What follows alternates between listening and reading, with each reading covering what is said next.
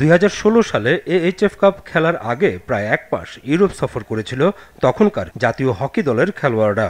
দেশের হকির ইতিহাসে সেটাই ছিল প্রথমবারের মতো খেলোয়াড়দের ইউরোপে ক্যাম্প।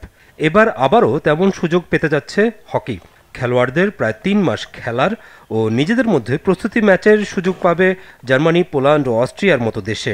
এই বছরই নভেম্বর ডিসেম্বরে, যেটা আমরা এই কিছুদিন আগে আমরা বাছাই করবো, যেটা চ্যাম্পিয়ন হয়ে আসলো আমাদের ছেলে এবং মেয়ে দুটো টিমই 21, এটার ফাইনাল রাউন্ড হবে নভেম্বর ডিসেম্বরে। যেটা আসলে ওইটা এশিয়া কাপ হলেও, জুনিয়র এশিয়া কাপ হলেও ওইটা আবার ওয়ার্ল্ড কাপ কোয়ালিফাই আমাদের ধরি। ওখানে আমরা 4 নম্বর টিমের মধ্যে থাকতে পারলে আমরা ওয়ার্ল্ড কাপ খেলতে পারবো।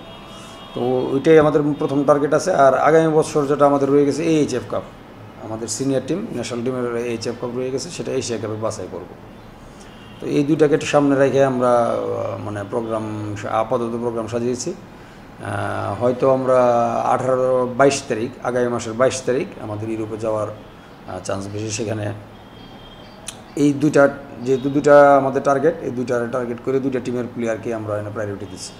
ম্যাক্সিমাম দেখা গেছে এখানে 22 জনের মধ্যে 11 জনই থাকবে হচ্ছে আমাদের এই জুনিয়র টিমের, যারা লাস্ট চ্যাম্পিয়ন হয়ে আসলো, আর 11 জন সিনিয়র প্লেয়ার থাকবে, 22 জন। ওইখানে বিভিন্ন ক্লাবে খেলবে তারা। ওই ক্লাব 7 দিনের মধ্যে 3 দিন ক্লাবের পক্ষে খেলবে, আর 4 দিনের মধ্যে 1 দিন থাকবে রেস্ট, আর 3 দিন হবে এটা আমাদের লোকাল প্র্যাকটিস, মানে আমাদের ন্যাশনাল টিমের প্র্যাকটিস একসাথে প্র্যাকটিস হবে। সেটা প্র্যাকটিসও হইতে পারে, আবার প্র্যাকটিস ম্যাচও হইতে পারে বিভিন্ন দেশের সাথে। তবে ঘরোয়া হকিতে ফ্র্যাঞ্চাইজি টুর্নামেন্টের দ্বিতীয় আসর আয়োজন নিয়ে এখনই কোনো সুখবর দিতে পারছে না Bangladesh hockey federation. Franchise already দেখেন আমাদের 4টা অলরেডি আমাদের টিম রেডি আছে। এখন একটা টিম আমি অনেক জায়গায় যোগাযোগ করতেছি, যদি আমাদের নর্মালি তো 6টা টিম দিয়ে আমরা খেলছিলাম, তো একটা টিম হলে 5টা হলেও আমাদের চলবে, 5টা হলেও আমরা শুরু করে দেবো। 4টা টিম আমাদের অলরেডি রেডি আছে। একটা টিমের জন্য আমরা ওয়েট করতেছি। যদি একটা টিম কেউ, অনেক জায়গায় যোগাযোগ করা হচ্ছে, পার্সোনালি দেখা হচ্ছে, যদি কেউ আগ্রহ দেখায় বা আমরা পার্সো করে যদি কারো একটা টিম আনতে পারি, তাহলে আমরা শুরু করে দেবো। একটা ফ্র্যাঞ্চাইজি শুরু করতে গেলে ওইখানে অনেক ইন্টারন্যাশনাল প্লেয়ারের ব্যাপার স্যাপার থাকে, ইন্টারন্যাশনাল কোচদের ব্যাপার স্যাপার থাকে, তারাও ফ্রি কিনা এটাও দেখতে হবে।